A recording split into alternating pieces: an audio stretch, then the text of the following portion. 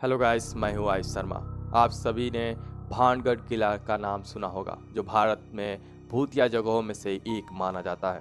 आज आपको भानगढ़ किले की हर वो बात बताएंगे जो अभी तक कोई नहीं जानता है।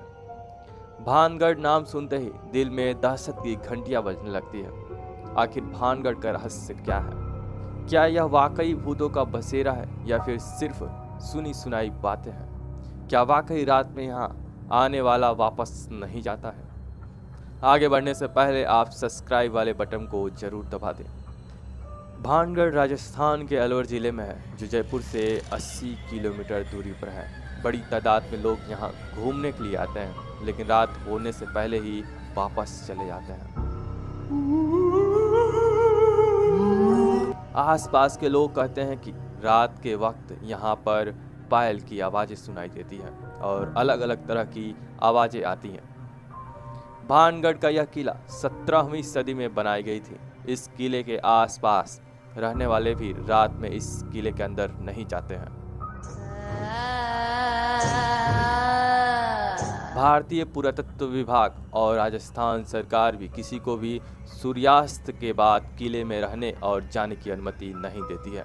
पुलिस शाम 5 बजे ही किले के दरवाजे को बंद कर देती है और सभी को बाहर कर देती है। इसलिए ये किला लोगों के लिए और भी रहस्यमयी बना हुआ है। इस किले का निर्माण 17वीं सदी में मान सिंह ने अपने छोटे भाई माधव सिंह के लिए बनवाया था।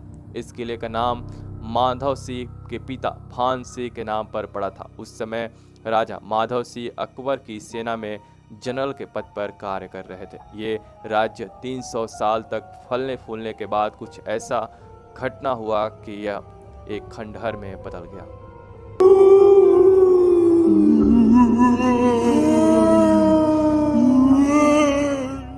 इसकी बर्बादी के पीछे लोगों के बीच कई कहानियां हैं। बहुत से लोग का कहना है कि भानगढ़ की राजकुमारी रत्नावती बहुत ही सुंदर थी। किसी तांत्रिक का दिल राजकुमारी पर आ गया था। वो तांत्रिक बहुत ही प्रसिद्ध था, उसे बहुत से तांत्रिक विद्या भी आते थे। राजकुमारी रत्नावती जिस दुकान से इत्र लेती थी, उसी दुकान के आदमी के साथ तांत्रिक मिलकर राजकुमारी के लिए जो इत्र बनाता था, तांत्रिक उस इत्र में जादू भर देता था। यही बात जब राजा को मालूम चला तो वह तांत्रिक को मरवा दिया, लेकिन मरने से पहले तांत्रिक ने भानगढ़ की बर्बादी का श्राप दिया था। इसके कुछ समय पश्चात ही पड़ोसी राज्य से लड़ाई में भानगढ़ हार जाता है और पूरी तरह भानगढ़ तबाह हो जाता है।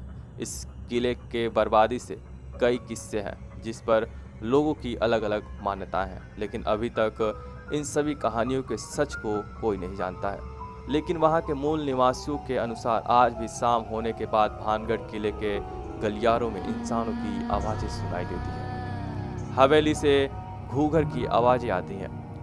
कहा जाता है कि जो भी भानगढ़ किले में रात को रुक जाता है, वह या तो मरा हुआ पाया जाता है या फिर पागल हो जाता है।